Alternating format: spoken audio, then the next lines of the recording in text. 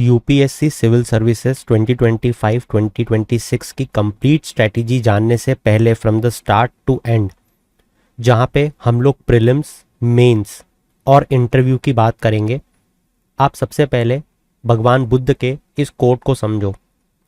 इस कोट को अगर आपने समझ लिया तो इस सिलेबस को डीकोड करना, इस एग्ज़ाम को डीकोड करना और उसे क्रैक करना आपके लिए बहुत आसान हो जाएगा। आपको एक पाथवे दिखेगा, एक लाइट दिखेगी। अप दीपो भव, इसका अर्थात मतलब है अपना प्रकाश स्वयं बनो।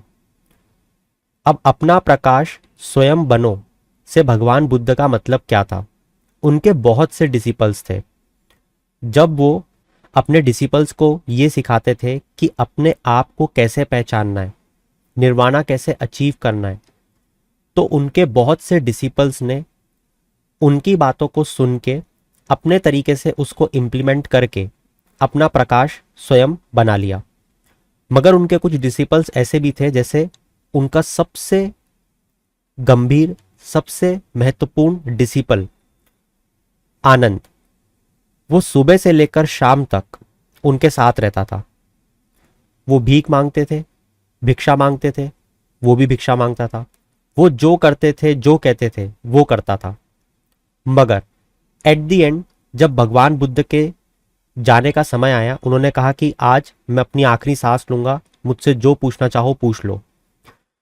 तो वही एक डिसिपल जिसका नाम आनंद था, जो 24 घंटे भगवान बुद्ध के साथ रहा, मगर फिर भी वो अपना प्रकाश खुद से नहीं बना पाया। क्यों?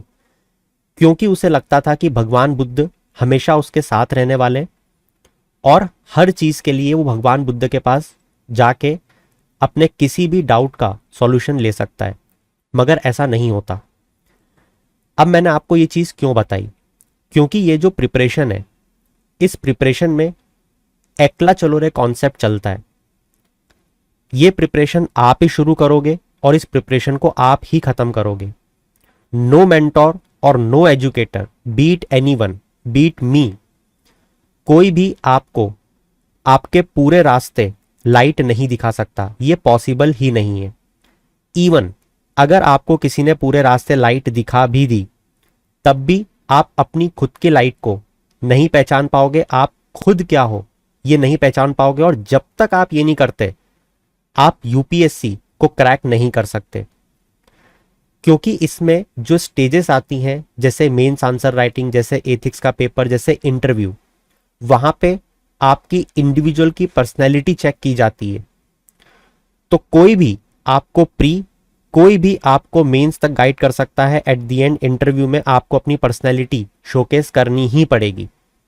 तो ओवरऑल ये जो पूरा पेपर, ये जो पूरा एग्जाम कंडक्ट करने का पैटर्न है, यहां पे आपको अपनी खुद की स्ट्रेटेजी डेवलप करनी पड़ेगी। ये मैं हमेशा, हर बार, हर स्टूडेंट को इंडिविजुअली, कलेक्टिवली कहने की और समझाने की हमेशा कोशिश करता हूं। तो उम्मीद करूंगा कि अभी तक एक कॉन्सेप्ट क्लियर हो गया होगा कि UPSC IAS 2025, 26, 27 for whichever you are preparing, आपको अपनी स्ट्रेटेजी खुद बनानी पड़ेगी। मगर हां, एक चीज और यहां से हमें सीखने को मिलती है। अप दीपो भव, अर्थात अपना प्रकाश स्वयं बनो। मगर अपना प्रकाश स्वयं बने, इस चीज को समझने के लिए कि अपना प्रकाश स्वयं को बनना चाहिए और कैसे बनना चाहिए, इन दोनों सवालों का जवाब भगवान बुद्ध देते हैं। राइट? तो वैसे ही मैं अपने आप को या किसी दूसरे एजुकेटर को भगवान से कंपेयर नहीं कर रहा हूं। मैं सिर्फ आपको यह बता रहा हूं कि जो थोड़ी बहुत समझबूझ इतने सालों के एक्सपीरियंस से आपको लोग देने की कोशिश कर रहे हैं, मेरे जैसे, उनसे आप सिर्फ ये सीख सकते हो कि एक सही स्ट्रेटेजी क्या होनी चाहिए। जो आप टॉपर्स के इंटरव्यू सुनते हो, वहां पे भी आपको यही सिखाया जाता है, और उनसे भी आपको सिर्फ यही चीज सीखनी चाहिए कि स्ट्रेटेजी क्या होनी चाहिए। एट द एंड बनानी तो आपको अपनी स्ट्रेटेजी खुद ही है, विथ सर्टेन मॉडिफिकेशंस। जैसे हमने भारत का संविधान बनाया, आपको क्या लगता है, क्या उस समय किसी दूसरे देश का संविधान हमारे सामने नहीं था? ऑफ कोर्स था। हमने मल्टीपल देशों से अपने संविधान को इंपोर्ट किया, right, but with certain modifications जो हमारे लिए जरूरी थे। सोचो अगर हम मॉडिफिकेशन नहीं करते तो क्या आज एक लिविंग डॉक्यूमेंट कहलाता हमारा संविधान, जो टाइम के साथ चेंज हो पाता है?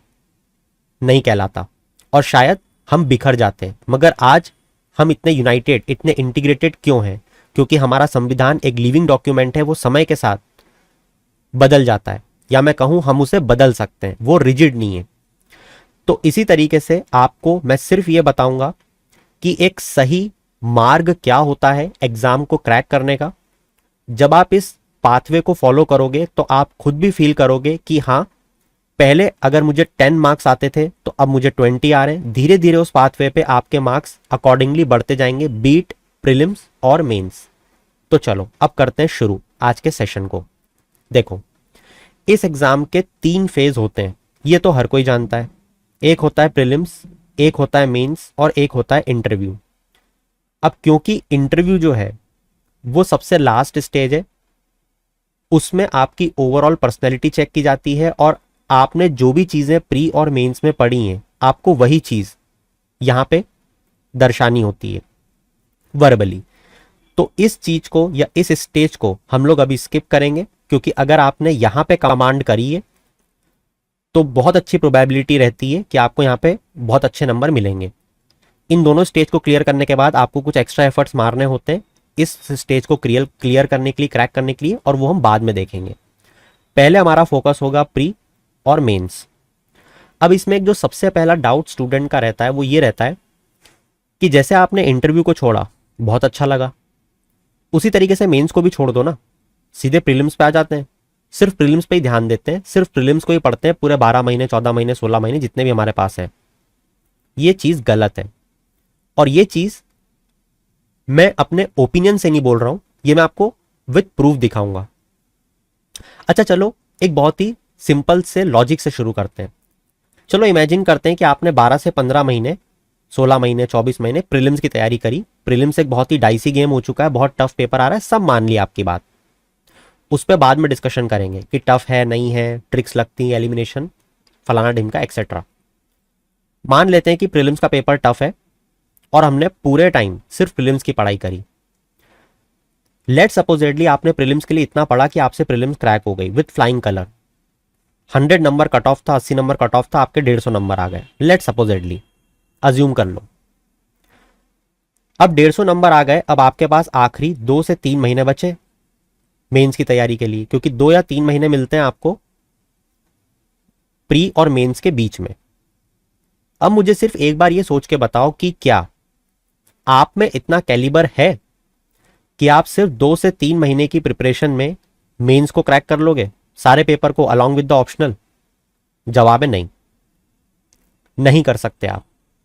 क्यों? क्योंकि अगर आप इतने ब्रिलियंट माइंड होते तो आप इस वीडियो को नहीं देख रहे होते। You are watching this video because you are an average student just like मी।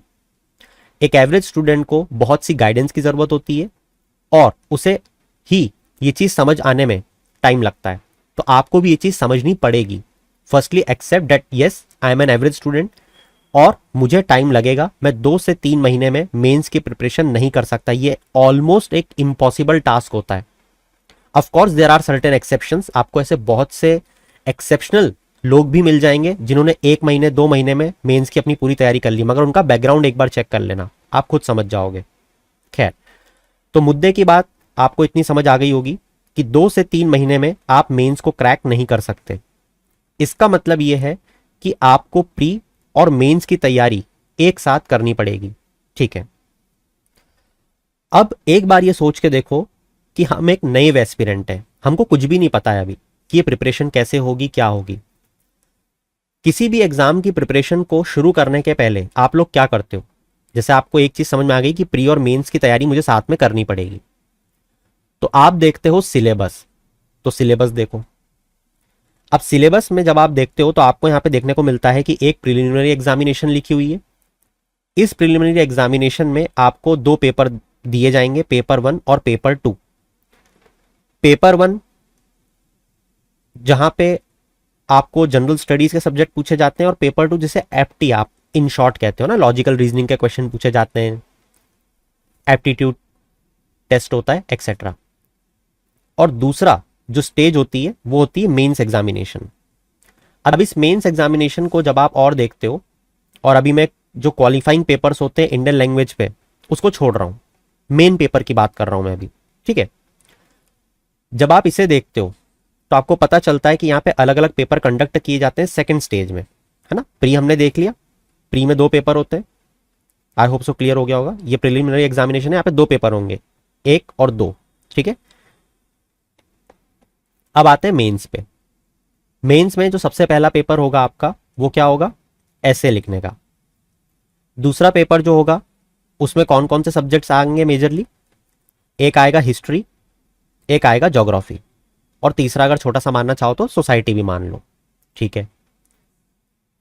इसके बाद आते हैं थर्ड पेपर पे। अभी जो थर्ड पेपर है इसमें क्या आएगा, इसमें आएगा आपका पॉलिटी और इंटरनेशनल रिलेशंस, एक और छोटा सा मानना चाहो तो गवर्नेंस मान लो, ठीक है। इसके बाद आते हैं फोर्थ पेपर पे। फोर्थ पेपर में क्या आएगा, इसे इकोनॉमी कहते हैं, इकोनॉमी, एनवायरमेंट और टेक्नोलॉजी मान लो, ठीक है। तो एनवायरमेंट और टेक्नोलॉजी मेजरली इसमें रहता है, ठीक है। आखिरी में पेपर 5, इस पेपर 5 को एथिक्स का पेपर बोलते हैं, ठीक है। यहां पे अलग अलग चीजें रहती हैं, जैसे एटीट्यूड, एथिक्स क्या होता है, एक्सेट्रा, ठीक है। और आखिरी में पेपर 6, पेपर 7 जो ऑप्शनल पेपर होते हैं, 2 पेपर लिए जाएंगे, ठीक है। अब मुझे एक चीज ये सोच के बताना, वापस से आते हैं फर्स्ट स्टेज पे, डेट इज प्रीलिम्स पे। यहां पे देखो कितने ब्रॉड चीजें लिखी हुई है, current events of national and international importance, मतलब कि करंट इवेंट पढ़ के आना वो आपको बोल रहा है जो नेशनल और इंटरनेशनल लेवल पे इंपॉर्टेंट है। हिस्ट्री ऑफ इंडिया पढ़ के आना, इंडियन नेशनल मूवमेंट पढ़ के आना, इंडियन पॉलिटी गवर्नेंस पढ़ के आना जिसमें कॉन्स्टिट्यूशन, पॉलिटिकल सिस्टम, पंचायती राज, ये पढ़ के आना। उसने प्रीलिम्स को सिर्फ इतने से में या इतनी लाइन में खत्म कर दिया। अब मुझे सिर्फ एक बार ये सोच के बताओ, आई होप सो कि आपने प्रीलिम्स के प्रीवियस ईयर क्वेश्चन तो देखे ही होंगे, है ना। क्या आप इस सिलेबस को देख के ये जज कर सकते हो क्या कि एग्जाम में आपसे क्या पूछा जाएगा, क्योंकि यहां पे तो हिस्ट्री ऑफ इंडिया लिख दिया है, यहां पे तो जनरल साइंस लिख दिया। अब जनरल साइंस में क्या पढ़ूं, मतलब जनरल साइंस में ये भी पढ़ सकता हूं मैं कि खाना कैसे डाइजेस्ट होता है, खाना डाइजेस्ट करने के लिए कौन कौन से एंजाइम्स लगते हैं। जनरल साइंस में ये भी पढ़ सकता हूं कि क्लोरोफिल का क्या यूज होता है, क्लोरोफिल कैसे बनता है, पत्तियां कैसे बनती हैं, पेड़ों का कलर हरा क्यों होता है, मैं कुछ भी पढ़ सकता हूं। तो जनरल साइंस तो पूरा ब्रह्मांड है ना। मैं IIT JEE की प्रिपरेशन भी कर सकता हूं जनरल साइंस को पढ़ते पढ़ते।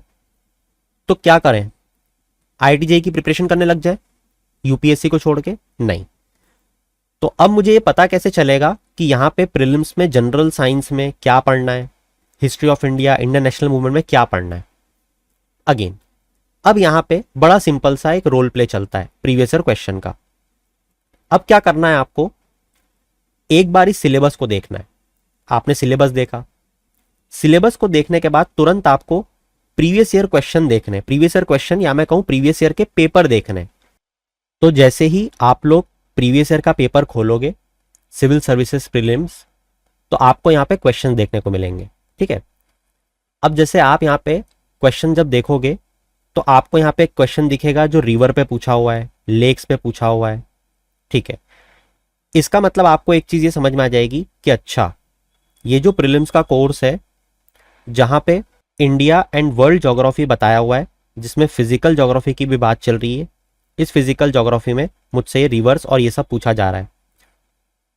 इसी तरीके से इकोनॉमिक, सोशल ज्योग्राफी, इनके भी क्वेश्चंस आपको पेपर में देखने को मिल जाएंगे। फिर आप आगे बढ़ोगे तो आपको देखने को मिलेगा कि पोर्ट्स के बारे में क्वेश्चन पूछते हैं आपसे, ठीक है। आपसे फॉरेस्ट के बारे में क्वेश्चन पूछते हैं, ये सब ज्योग्राफी में आता है, राइट। तो इस तरीके से आपने क्या समझ लिया, आपने समझ लिया कि प्रीलिम्स में जो ये सिलेबस दिया है, जैसे इंडियन एंड वर्ल्ड ज्योग्राफी, इसमें जो फिजिकल लिखा है, इस फिजिकल का मतलब है क्या। तो अब इसके लिए क्या करेंगे, इसके लिए हम लोग बुक्स पढ़ेंगे। अब ये एक अलग डिपार्टमेंट है, इस पे एक अलग लेक्चर बनेगा। अभी मैं आपको सिर्फ ये सिखा रहा हूं कि आपको चीजों को डिकोड कैसे करना है, ठीक है। अब जैसे आपने प्रीलिम्स का पेपर देखा, पेपर देख के सिलेबस से कुछ समझ नहीं आया कि क्वेश्चन कैसे पूछे जाएंगे, क्वेश्चन को समझने के लिए कि कैसे पूछे जाएंगे, इस फिजिकल और इस सोशल और इस इकोनॉमिक ज्योग्राफी का मतलब क्या है, वो आपने प्रीवियस ईयर क्वेश्चन से समझ लिए। क्वेश्चन देखने के बाद में आपको यहाँ पे अपनी बुक्स चुननी पड़ेंगी, ठीक है। सब कहते हैं एक एनसीईआरटी पढ़ो और एक स्टैंडर्ड बुक पढ़ो। कौन सी किताब किस सब्जेक्ट के लिए कौन सी पढ़नी है, इसको हम अलग लेक्चर में देखेंगे, मगर ये बात तय है कि बुक्स पढ़नी है, ठीक है। अब ये तो हो गई बात प्रीलिम्स की। तो अब जैसे हमने प्रीलिम्स की बात करी, बिल्कुल वैसी ही बात मेंस की भी चलेगी।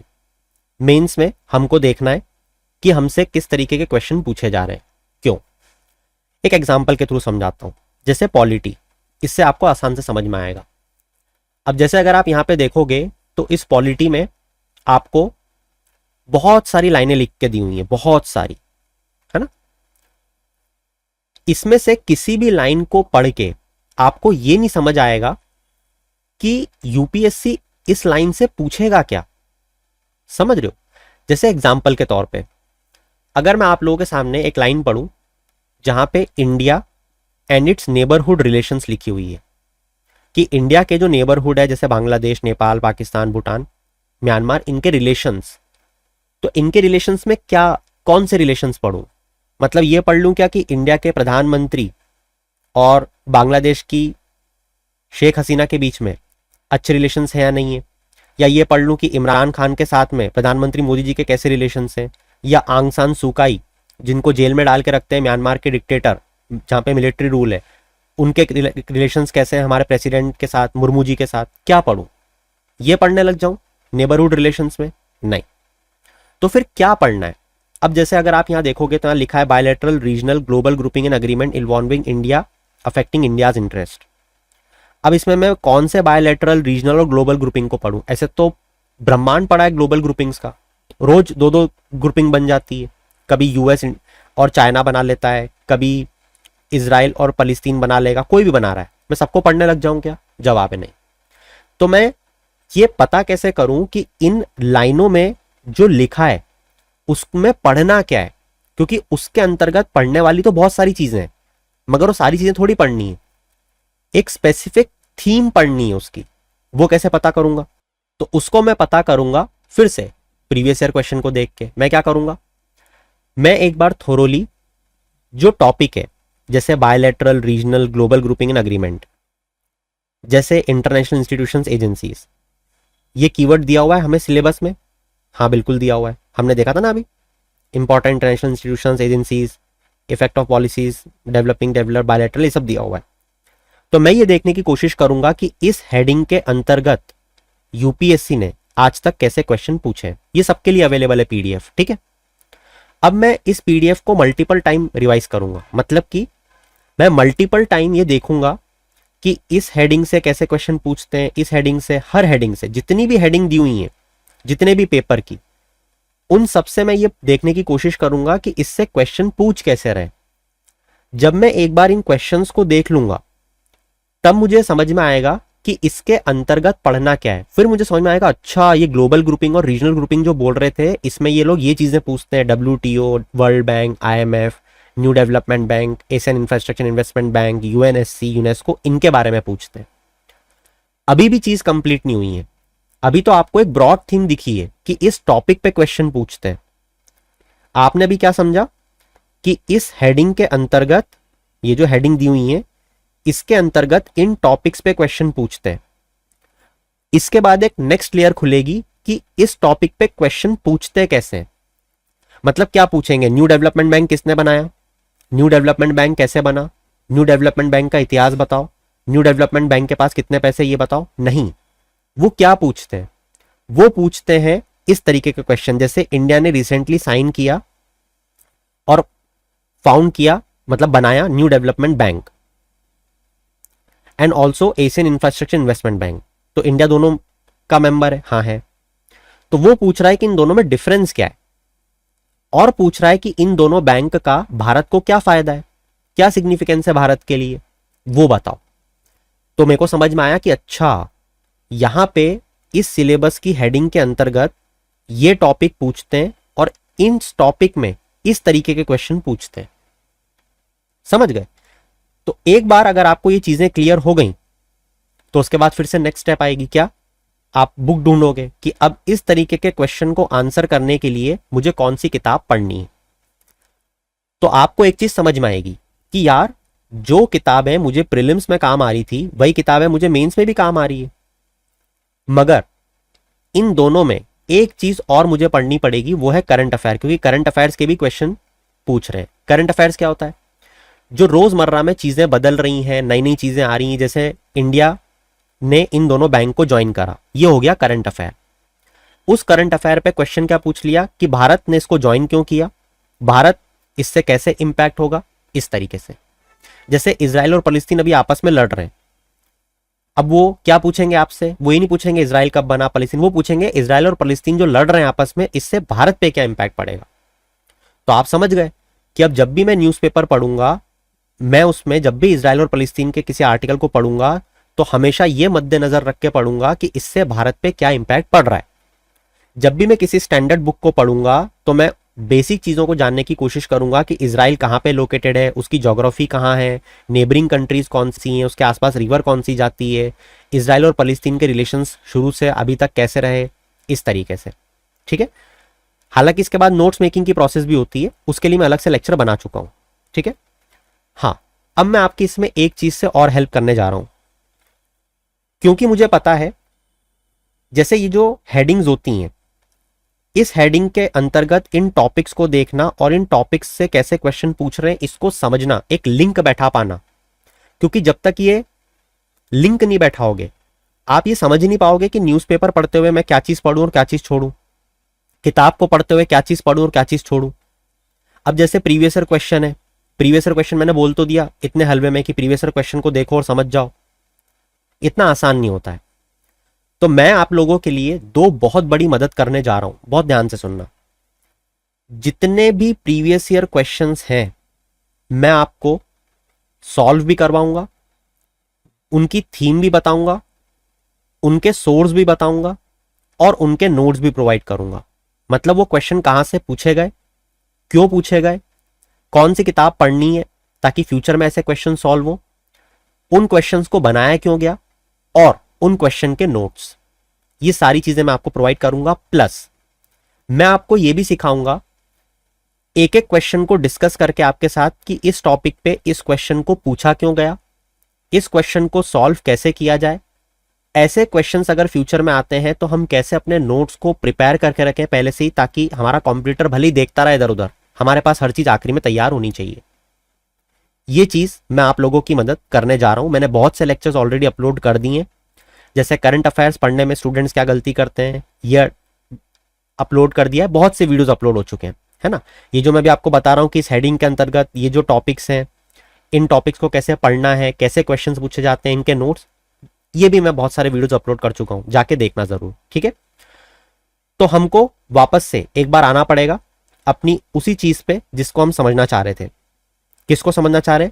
अप दीपो भव को, सिलेबस को नहीं समझना चाह रहे, हम अपनी लाइट खुद बनना चाह रहे हैं। तो अभी तक हमने क्या देखा? अभी तक हमने देखा कि प्रीलिम्स को कैसे पढ़ना है, मेंस को कैसे पढ़ना है। ठीक है। किताबें हर किसी को पता होती हैं, आपको शायद अभी ना पता हो, इतने वीडियोस अगर आप देख लोगे तो आपको 10 दिन में सारी किताबें पता चल जाएंगी कि कौन सी किताबें हिस्ट्री के लिए पढ़ी जाती है, कौन सी ज्योग्राफी के लिए पढ़ी जाती है। मुद्दा यह है पढ़ने का तरीका, कि पढ़ने का तरीका मेरा क्या हो, मैं किस तरीके से पढ़ूं कि मेरे से प्रीवियस ईयर क्वेश्चन बने, क्योंकि अगर पहले के क्वेश्चन बन रहे हैं तो फ्यूचर के भी बनने लग जाएंगे, कॉमन सेंस है। मैं मेंस को किस तरीके से पढ़ूं कि प्रीवियस ईयर क्वेश्चन को मैं लिख पाऊं, और अगर मैं प्रीवियस ईयर क्वेश्चन को लिख पा रहा हूं तो मैं आगे के भी क्वेश्चंस को लिख पाऊंगा। ठीक है।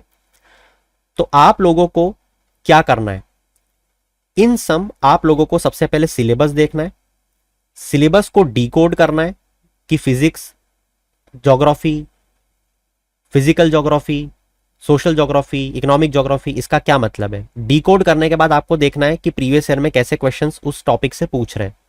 प्रीवियस ईयर क्वेश्चन देखने के बाद आपको किताब पढ़नी है, आपको न्यूज़पेपर मतलब करंट अफेयर पढ़ना है। पढ़ना कुछ इस तरीके से है कि जैसे क्वेश्चन पूछ रहे हैं उसी तर्ज पे पढ़ना है। पढ़ने के बाद अपने नोट्स बनाने, नोट्स बनाने के बाद उसे वापस चेक करना है कि मेरे जो नोट्स हैं क्या वो काफी हैं प्री और मेंस के लिए, अगर हाँ तो इस पूरी प्रोसेस को आपको रिपीट करना है, ठीक है। इसके बाद आती है स्ट्रेटेजी। अब प्रोसेस तो समझ ली कि करना क्या है, स्ट्रेटेजी आप खुद बनाओगे।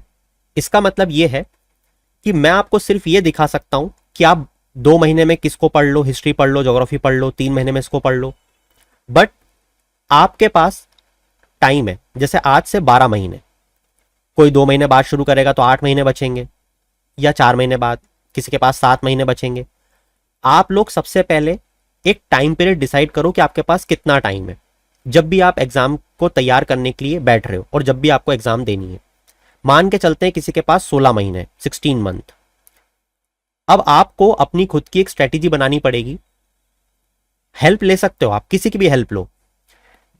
उस हेल्प में ये देखो कि हिस्ट्री को कंप्लीट करने में कितना टाइम लगना चाहिए, ज्योग्राफी को कंप्लीट करने में कितना टाइम लगना चाहिए, इकोनॉमी को कंप्लीट करने में कितना टाइम लगना चाहिए, ठीक है।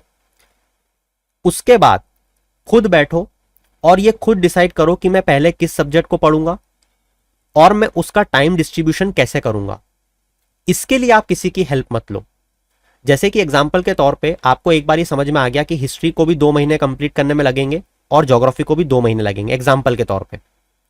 अब आप ये डिसाइड करो कि इस 2 महीने में आप ज्योग्राफी को कैसे कंप्लीट करोगे। हो सकता है कि कोई स्टूडेंट ऐसे पढ़ता हो कि 2 महीने हिस्ट्री लेके बैठे और सिर्फ हिस्ट्री पढ़ रहा है सुबह से रात तक और उसकी हिस्ट्री कंप्लीट हो गई। कोई स्टूडेंट ऐसे पढ़ता है कि नहीं यार, मैं एक सब्जेक्ट इतने लंबे समय तक नहीं पढ़ सकता, मैं 3 सब्जेक्ट पढ़ूंगा, तो मैं भले ही 6 महीने लूंगा मगर मैं 3 सब्जेक्ट को एक साथ पढ़ूंगा, 2-2 रोज 4 घंटे इसको पढ़ूंगा, 4 घंटे इसको और 4 घंटे इसको। एक दिन में कितने घंटे पढ़ना है, न्यूज़पेपर में मुझे कितना टाइम लग रहा है, ये भी आप डिसाइड करो धीरे धीरे प्रैक्टिस करके, ठीक है। तो इस पर्टिकुलर लेक्चर में मैंने आपको एक बहुत ही ज्यादा ब्रॉडर ओवरव्यू दिया है। आपके चैट सेक्शन में मैं आपके कमेंट्स देखूंगा। इसके फर्दर आपको जो भी डाउट्स आते हैं, मैं अपनी तरफ से तो वीडियोस लेके आ ही रहा हूं आपकी हेल्प करने के लिए, आपको जो भी डाउट्स आते हैं उनको आप पोस्ट करो, तो मैं स्पेसिफिकली उन टॉपिक्स पे वीडियो बनाऊंगा, ठीक है। और अभी तक मैं उम्मीद करूंगा कि आप लोगों ने एक बहुत ब्रॉड ओवरव्यू समझ लिया होगा कि तैयारी को शुरू कैसे करना है ना। फिर से एक बार आखिरी में रिपीट कर देता हूं। सबसे पहले प्री और मेंस का सिलेबस देखना है, सिलेबस में टॉपिक्स देखने हैं, हेडिंग देखनी है, हेडिंग के बाद प्रीवियस ईयर क्वेश्चन देखना है कि उस हेडिंग से क्वेश्चन कैसे पूछें। उसके बाद बुक्स उठानी है कि उस बुक से कैसे पढ़ूं कि प्रीवियस ईयर क्वेश्चन बने, और ये प्रोसेस आपको कंटिन्यूस करनी है। So that's it from my side. उम्मीद करूंगा कि जिस चीज को लेके मैंने इस लेक्चर को शुरू किया था, अप दीपो भव, ये आपके लिए बहुत सार्थक रहा होगा और आपको बहुत ज्यादा मदद करेगा। Will meet you soon in the next topic. Till then keep shining, have a good day.